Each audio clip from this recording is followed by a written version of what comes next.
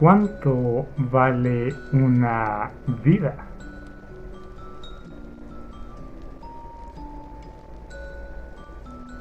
Pero nada, yo soy Jack y esto es Project Dragonfly.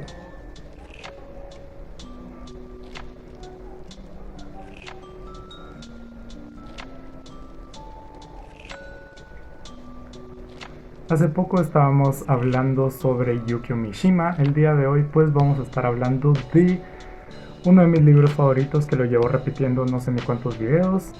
Y pues uno de sus libros.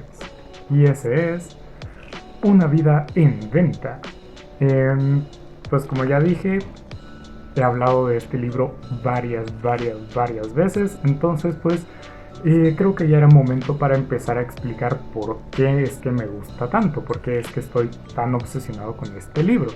En este video no voy a cubrir absolutamente todo lo que me impresiona de este libro, pero sí al menos lo básico para que a otras personas les llame la atención leerlo y pues todo eso, y que no me consideren loco pues por decir que este es uno de mis libros favoritos de toda la vida cuando probablemente no es considerado ni siquiera uno de los mejores de Mishima. Pero bueno, disclaimer antes de comenzar el video. Voy a estar hablando de un libro que trata sobre el suicidio. Entonces, pues, es un tema sensible, quedan advertidos.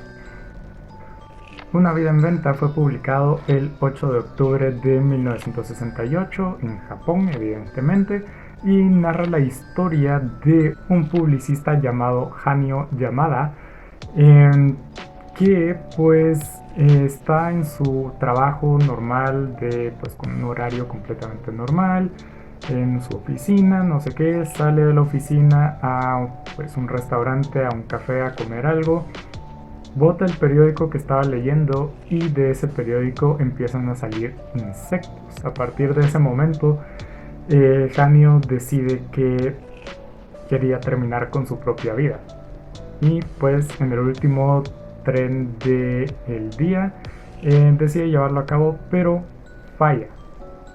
Esto ya de por sí es bastante interesante porque la mayor parte de personas no tienen o no están cómodas con la idea de alguien quitándose su propia vida. Para la mayor parte de personas la vida es pues el regalo más preciado, es un milagro, es un don, es lo único que tenemos, es carpe diem, hay que vivirlo todo al máximo, la vida no tiene precio.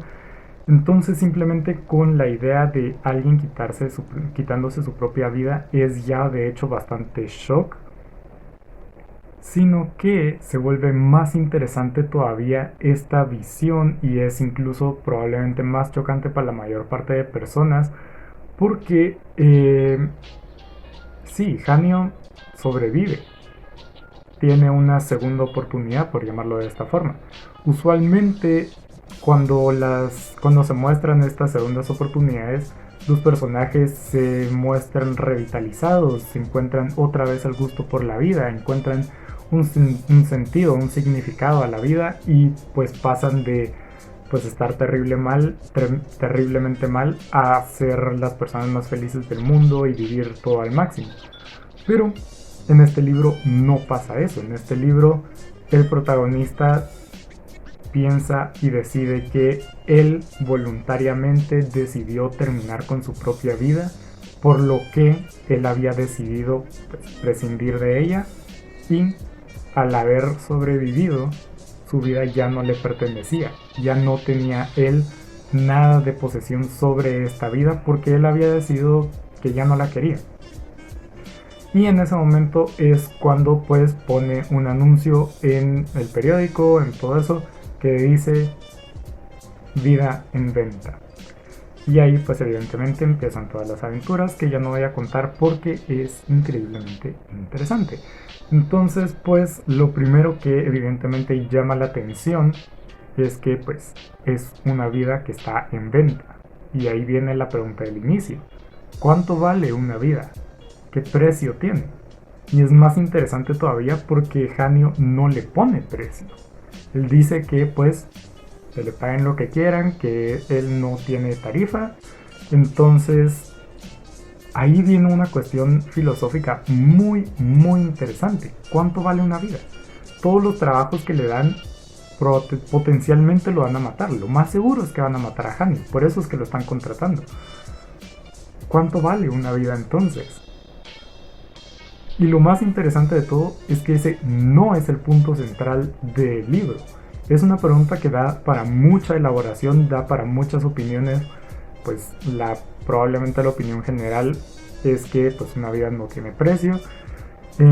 Pero es muy curioso investigarla y es muy curioso todavía que el libro no trate de eso, no trate de medir cuánto hay que pagar, quién pagó más, quién pagó menos, sino que eso es simplemente algo extra.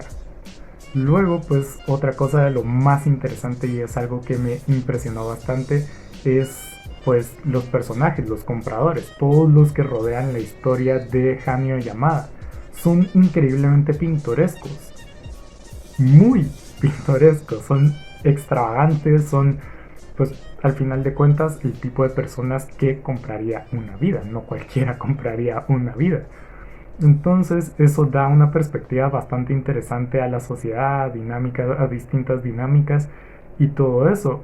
Y también, pues evidentemente cada trabajo que hace es increíblemente interesante, o sea, son situaciones descabelladas completamente, pero lo que potencialmente a mí me gustó más son los como entreactos, por llamarlo de alguna forma. Son esos momentos en los que está él en su casa sin ningún trabajo. Y esos me llaman la atención, aunque son en los que menos acciones pasan, son los que más me interesan porque son absurdos a más no poder. Cuando lo están contratando, cuando está simplemente comiendo una comida, pasan cosas completamente absurdas que a mí pues yo no podía más que reírme. Era increíblemente gracioso, era absurdo, como digo, no puedo enfocar más esa palabra, era absurdo. Por lo que eso definitivamente me ganó bastante y eso desencadenó un montón de cosas más que le he visto al libro, como analizándolo un poquito más a profundidad. Y lo más interesante de todo, y probablemente lo que terminó ganándome el corazón, es que a pesar que tiene todo este concepto profundo de cuánto vale una vida, pues el suicidio y la contemplación de la vida después de un intento de suicidio y todas estas cosas profundas de pues aceptar un trabajo que potencialmente te va a matar, ese tipo de cosas, el libro no tiene un lenguaje, evidentemente leído en una traducción, no tiene un lenguaje tan elevado como por ejemplo El Pabellón de Oro. Tiene una vida en venta, es simple de leer, es muy muy muy fácil de leer. Evidentemente si te molestan los temas no va a ser fácil, pero de la forma en la que está escrito es increíblemente fácil de leer, o al menos la traducción.